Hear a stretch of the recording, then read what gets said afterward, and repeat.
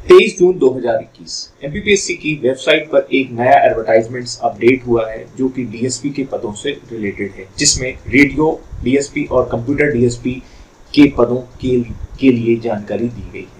और ये जो आवेदन है वो एमपीपीएससी की वेबसाइट पर जाकर देख सकते हैं, समझ सकते हैं, लेकिन वहां तक जाने की आवश्यकता नहीं है। मैं इसी एडवर्टाइजमेंट को एक आसान भाषा में आपके सामने प्रस्तुत कर रहा हूँ मध्य प्रदेश की वेबसाइट के माध्यम से। तो इस माध्यम में क्या है, इस वीडियो में क्या है, इसके बारे में जान लेते हैं। तो सबसे पहले तो जैसे आप एमपीपीएससी की रिक्रूटमेंट या इंफॉर्मेशन पे जाते हैं तो वहां आपको एक आवेदन दिखाई देता है कि डीएसपी के कुछ नवीन पदों की जानकारी दी गई। खास बात ये है कि इसमें आपको 3 पीडीएफ आपको देखने को मिलेंगे। पहला तो ये जो है advertisements DSP radio computer dated 23 जून 2021। इसके अलावा इसमें सिलेबस की जानकारी दी गई है, जीके, और दूसरा आपसे आपके जो भी सब्जेक्ट है, जो भी अभियांत्रिकी विषय है, जो इंजीनियरिंग का सब्जेक्ट है, उसके बारे में यदि हम बात करें तो ये है आपका पहला सब्जेक्ट और ये है दूसरा। अभी मैं आपको बताऊंगा तो आपको और क्लियर समझ में आ जाएगा।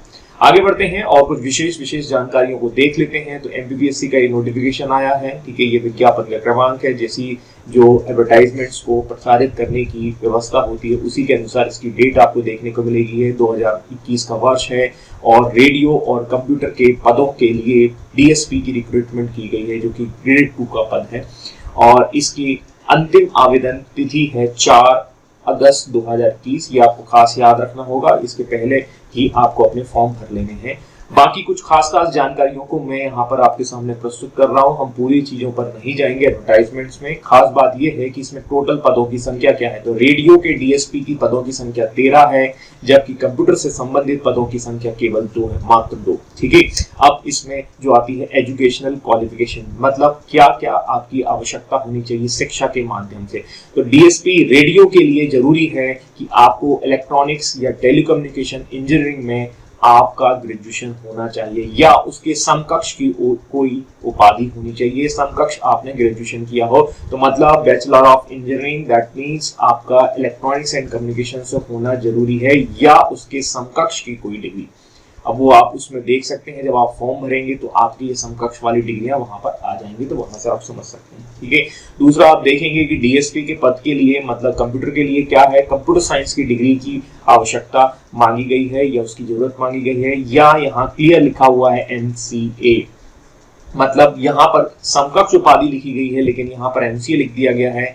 तो मतलब जो आपके जिन्होंने बी किया हुआ है, बैचलर ऑफ इंजीनियरिंग या बीटेक की डिग्री भी होती है, तो उनका सीएस या आईटी में जिन्होंने अपना ग्रेजुएशन किया है वो इसमें जो है अपना आवेदन दे सकते हैं। खास बात यह है, तीसरा पॉइंट यदि हम देखें तो रोजगार में पंजीयन होना जरूरी है, रोजगार कार्यालय में पंजीयन होना आवश्यक है। एमपीपीएससी के जितने भी एग्जाम आप देख रहे हैं उनमें ये चीज जो है वो मैंडेटरी कर दी गई है। कितने पद हैं मैंने अभी आपको बताया, टोटल 13 हैं, ठीक है। आपके डीएसपी रेडियो के लिए, डीएसपी कंप्यूटर के लिए हैं आपके 2 पद, और इनका ये बाइफरकेशन आप देख सकते हैं कि किस श्रेणी के लिए कितने पद हैं, ठीक है। तो इस तरीके से आप समझ सकते हैं, बाकी ये आपके उसमें होगा। खास बात ये है कि ये दोनों विभाग जो हैं ऑफ कोर्स, ठीक है, ये ग्रेड 2 का पद जो डीएसपी का है वो गृह विभाग के अंतर्गत आता है, ठीक है। ये गृह विभाग के अंतर्गत ही रिक्रूटमेंट की जाती है। और रेडियो ये राजपत्रित द्वितीय श्रेणी, जैसा मैंने आपको बताया, 2nd श्रेणी का ये पद होता है। अब ये भी पद जो है स्थायी होगा, या अस्थायी नियुक्ति बिल्कुल नहीं है। महंगाई भत्ते या जो आपकी वेतनमान है उससे रिलेटेड आप देख सकते हैं कि 56,100 का जो है आपका दिया गया है, आपका महंगाई भत्ता या वेतनमान, ठीक है। ये सब चीजें हैं और इनके कर्तव्य क्या होंगे आपको पता होना चाहिए, इसमें कोई दिक्कत नहीं है, ठीक है। मेन बात यहाँ पर आपका यही चीज है कि स्थायी पद है। आयु की बात कर लेते हैं कि कितने वर्ष है, तो 21 वर्ष कम से कम है और अधिकतम 33 वर्ष, ठीक है। लेकिन इसमें जो जनरल है, ठीक है, ओबीसी है या बाकी जो कैटेगरीज है उसमें आप अपना प्लस माइनस कर सकते हैं। दैट मींस 33 तो है ही, और बाकी जो ओबीसी के हैं वो इतना जोड़ लें अपना जितना आता है, ठीक है। बाकी एससी अपना जोड़ लें और एसटी अपना जोड़ लें, उस आधार पर इसको समझ सकते हैं, ठीक है। तो इसकी जो आयु छूट जो है वो आपको परिशिष्ट वर्ग में दी गई है, इस पर हम चर्चा नहीं करेंगे। और ये आयु की गणना की गई है 1 जनवरी 2022 से, मतलब आने वाले 2022 से, मतलब इस वर्ष के जनवरी से नहीं की गई है, 2022 से की गई है। इस तरीके से हम समझ सकते हैं। खास बात यह है, सबसे इंपॉर्टेंट बात है कि एग्जाम जब आप देने जाएंगे तो उसमें ऋणात्मक मूल्यांकन होगा, मतलब नेगेटिव मार्किंग होगी। और नेगेटिव मार्किंग किस तरीके से होगी, सही उत्तर के लिए आपको 3 अंक दिए जाएंगे, जबकि यदि आपका उत्तर गलत है तो आपका 1 अंक काट लिया जाएगा। ठीक है, सही उत्तर के लिए 3, ठीक है, जबकि 1। ये आपकी फीस है, मतलब आप कितना आयोग को दे रहे हैं। तो यहाँ पर आप देखेंगे ओबीसी या आपकी SC ST के लिए जो है वो आपका 500 रुपीज है, जबकि सामान्य या जनरल के लिए 1000 का। ठीक है, ये भेदभाव तो आपको पता ही होगा, बाकी इस पर चर्चा नहीं करेंगे।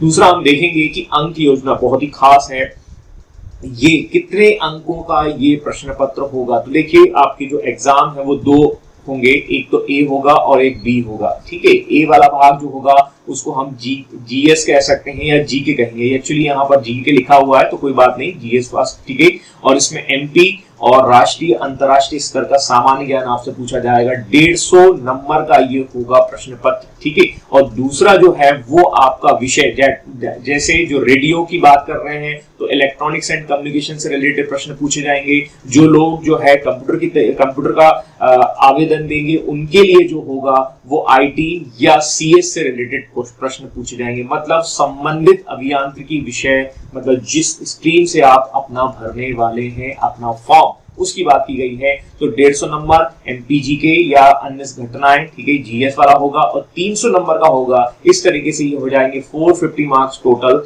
और इसमें 50 नंबर का साक्षात्कार, मतलब जिसे हिंदी में इंग्लिश में कहा जाएगा इंटरव्यू, और 500 के आधार पर आपकी मेरिट लिस्ट तैयार होगी और इस तरीके से आप जो है डीएसपी के पद पर चयनित होंगे। ये है प्रक्रिया आयोग की।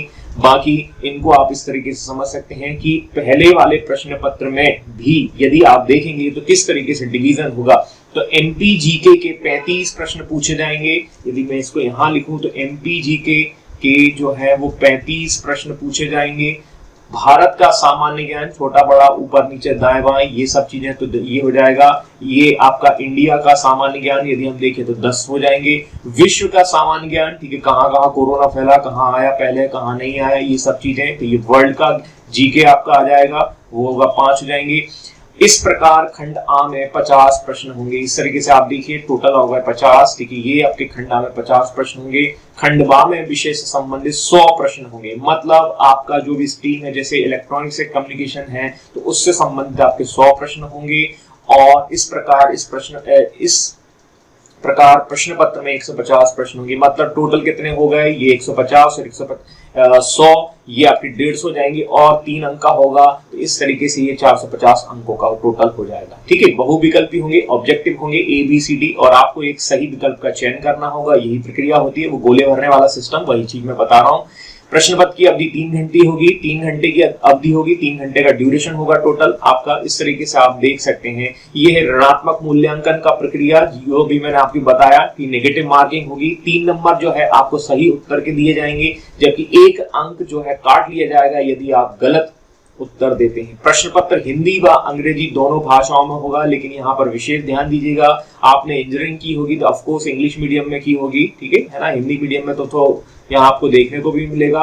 और जब यदि किया है तो आपको कहीं ना कहीं जो है इसके प्रश्न जो है वो इंग्लिश में ही ज्यादातर देखने को मिलेंगे। ठीक है, साक्षात्कार 50 अंकों का होगा। ऑफकोर्स इंटरव्यू जो है आपका 50 नंबर का होगा। कोई न्यूनतम उत्तीर्ण अंक निर्धारित नहीं है, मतलब इसके मैक्सिमम कोई मार्क होते नहीं है। ठीक है, तो वो आपको इस तरीके से होगा। ये प्रक्रिया जो होगी ऑनलाइन प्रक्रिया के आधार पर होगी, और ऑनलाइन प्रक्रिया के बाद जो है साक्षात्कार के लिए आयोग बुलाएगा। कोविड का काल चल रहा है तो शायद ऑनलाइन पद्धति के आधार पर भी इंटरव्यू हो जाए। तो ये प्रक्रिया हो सकती है। मोटे तौर पर आपकी सारी चीजें समझ में आ चुकी होंगी। यदि आपको कोई क्वेरीज हो, कोई समस्या हो, कोई क्वेश्चन हो, तो आप हमारे इस वीडियो के माध्यम से कमेंट्स कर सकते हैं। यदि आपको पसंद आया है वीडियो तो आप लाइक करें, शेयर करें और इस चैनल को सब्सक्राइब करें। बाकी आने वाले वीडियो में मैं इसके सिलेबस पर भी चर्चा करूंगा, और यदि आप चाहते हैं कि सिलेबस पर भी चर्चा हो तो आप अपना कमेंट जरूर करें और इसे शेयर करें। थैंक यू, जय हिंद।